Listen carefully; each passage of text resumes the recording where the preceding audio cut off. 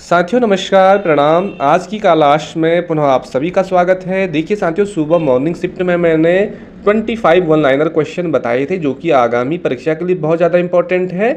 और आज जो सेट सेकंड है ये, इसमें भी मैं वन लाइनर क्वेश्चन आप लोगों के लिए लेकर के आ रहा हूँ जो कि बहुत ज़्यादा इम्पॉर्टेंट है। तो शुरुआत करते हैं। बेहतरीन। किसी दूसरी वस्तु की अपेक्षा एक वस्तु पर चेतना का केंद्रीकरण अवधान है, यह कथन किसका है? तो साथियों, किसी दूसरी वस्तु की अपेक्षा एक वस्तु पर चेतना का केंद्रीकरण अवधान है, यह कथन किसका है? तो आपको याद रखना है रॉस का कथन है ये। बढ़ते हैं सेकंड क्वेश्चन पे।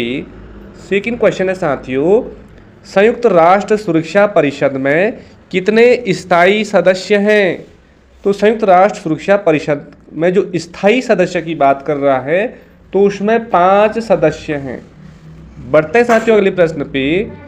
सीखने की वह अवधि जब सीखने की प्रक्रिया में कोई उन्नति नहीं होती कहलाती है। तो साथियों, यदि हम बार बार बच्चों को सिखा रहे हैं और सीखने में कोई भी चेंज नहीं आ रहा है, बच्चा सीख नहीं पा रहा है, तो उस प्रक्रिया को कहते हैं सीखने का पठार। सीखने का पठार आपका राइट आंसर हो जाएगा। बढ़ते हैं साथियों अगले प्रश्न संख्या पे। कौन शेष से भिन्न है? कौन शेष से भिन्न है आपको याद रखना है। ड्राइव रिडक्शन सिद्धांत।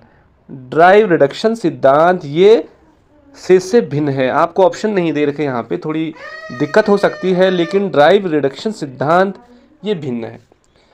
अगला है साथियों, एलपीजी के संदर्भ में क्या सत्य नहीं है? नहीं है कह रहा है। यह एक स्वच्छ ईंधन है। यह एक स्वच्छ ईंधन है, यह सत्य नहीं है। आप चुप रहो ना, मैं पढ़ा रहा हूं। अगला क्वेश्चन है, तिब्बत की सांगपो नदी भारत में किस नाम से जानी जाती है? तो साथियों, भारत में तिब्बत की जो सांगपो नदी है उसे भारत में ब्रह्मपुत्र के नाम से जाना जाता है। ब्रह्मपुत्र इसका राइट आंसर हो जाएगा। बढ़ते हैं अगले क्वेश्चन पे। द ओरिजिन ऑफ स्पीसीज, प्रजातियों की उत्पत्ति एक रचना है। द ओरिजिन ऑफ स्पीसीज जो पुस्तक के लेखक का कौन है? तो साथियों, चार्ल्स डार्विन इसका राइट आंसर हो जाएगा। चार्ल्स डार्विन आपको याद रखना है द ओरिजिन ऑफ स्पीसीज।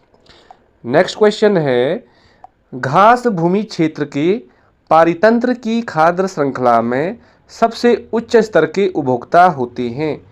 तो उपभोक्ता की बात हो रही साथियों, तो जो मांसाहारी होते हैं वो सबसे उच्च स्तर के उपभोक्ता होते हैं और सबसे निम्न स्तर के जो उपभोक्ता होते हैं वो मनुष्य हो सकते हैं।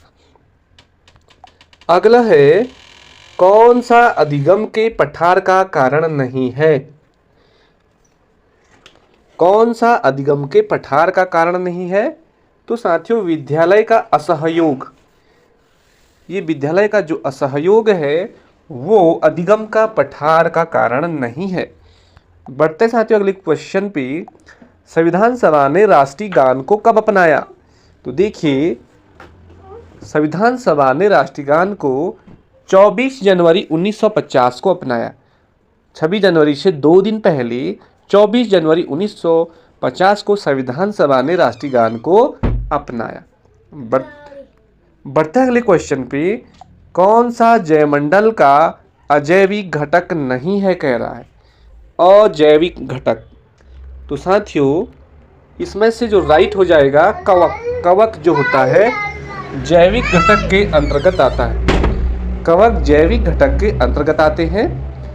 अगला है नेक्स्ट क्वेश्चन, भारत में कौन सी एजेंसी मुख्य रूप से प्रदूषण के मापने से संबंधित है?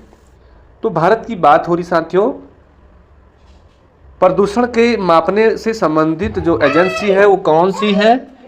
केंद्रीय प्रदूषण नियंत्रण बोर्ड। केंद्रीय प्रदूषण नियंत्रण बोर्ड आपका राइट आंसर है। अगला है, बुद्धि के द्विकारक सिद्धांत का प्रतिपादन किसने किया? साथियों, द्विकारक पूछेगा। द्विकारक तो आपको याद रखना है स्पीयरमैन। स्पीयरमैन ने ही बुद्धि के द्विकारक सिद्धांत का प्रतिपादन किया। नेक्स्ट क्वेश्चन है अगला, स्टैनफोर्ड बीने परीक्षण मापन करता है। जो स्टैनफोर्ड जो बीने परीक्षण बनाया गया है ये किससे संबंधित है साथियों? तो ये बुद्धि को मापने वाला एक परीक्षण है। अगला देखें हम, भारत में प्रोजेक्ट टाइगर प्रारंभ किया गया था। साथियों ये बहुत ज़्यादा इंपॉर्टेंट बनता है क्वेश्चन कि भारत में जो प्रोजेक्ट टाइगर प्रारंभ किया गया था, कब किया गया था? तो वर्ष 1973 1973 में भारत में प्रोजेक्ट टाइगर प्रारंभ किया गया था। अगला है एगमार्क का संबंध है। देखिए जो एगमार्क है, एगमार्क संबंध किससे है? तो गुणवत्ता से रिलेटिव है। गुणवत्ता आपको याद रखना है। अगला है साथियों, अगला क्वेश्चन है, आर्सेनिक द्वारा जल प्रदूषण सर्वाधिक होता है किस राज्य में? तो आर्सेनिक द्वारा जो जल प्रदूषण होता है सर्वाधिक, वो पश्चिम बंगाल राज्य में। पश्चिम बंगाल राज्य में आर्सेनिक द्वारा जल प्रदूषण सर्वाधिक होता है। नेक्स्ट क्वेश्चन देखें, तो अंतर्राष्ट्रीय न्यायालय का मुख्यालय कहाँ अवस्थित है? अंतर्राष्ट्रीय न्यायालय का जो मुख्यालय है वो कहाँ स्थित है? तो हेग में है, वाशिंगटन। हेग, हेग आपको याद रखना है। अगला है साथियों 19वां, वन्यजीव सुरक्षा अधिनियम कब पारित किया गया? वन्यजीव सुरक्षा अधिनियम कब पारित किया गया? क्वेश्चन को आपको ध्यान से सुनना है, पढ़ना है। तो वर्ष 1972 में, और टाइगर रिजर्व 1973 में, और वन्यजीव सुरक्षा अधिनियम वर्ष 1972 में। अगला है, शिक्षा मनोविज्ञान आवश्यक है। तो किसके लिए है साथियों? शिक्षा के लिए है और अभिभावकों के लिए है और गुरुजनों के लिए भी है। तो ये भी सही है, शिक्षा एवं शिक्षक एवं अभिभावकों के लिए शिक्षा मनोविज्ञान आवश्यक है। नेक्स्ट क्वेश्चन देखें हम कि शिक्षा मनोविज्ञान का मुख्य संबंध सीखने से है, यह कथन किसका है? 20 वाला देख सकते हैं आप। तो शिक्षा मनोविज्ञान का मुख्य संबंध सीखने से है, यह कथन किसका है? तो सारे एंड टेलफोर्ड, सारे एंड टेलफोर्ड का है। अगला देखें, अगला क्वेश्चन 22वां, यहाँ पे लिखा है, अमेरिका में प्रकाशित प्रिंसिपल ऑफ साइकोलॉजी के लेखक कौन है? अमेरिका में प्रकाशित हुई प्रिंसिपल ऑफ साइकोलॉजी के लेखक कौन है? तो विलियम जेम्स इसका राइट आंसर है। बढ़ते साथियों अगले क्वेश्चन संख्या पे, तो शिक्षा मनोविज्ञान का वर्तमान स्वरूप कैसा है?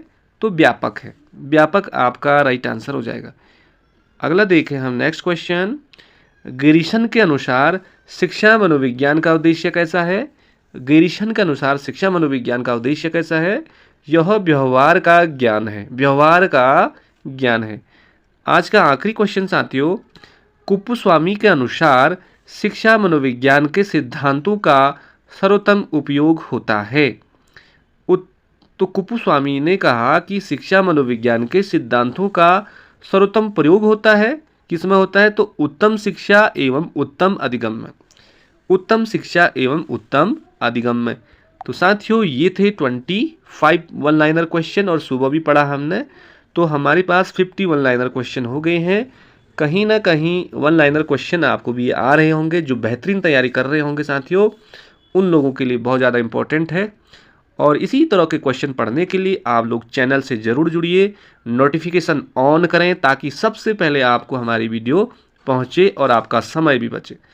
तो मिलते हैं साथियों अगले वीडियो में, तब तक के लिए जय हिंद, जय भारत, जय उत्तराखंड।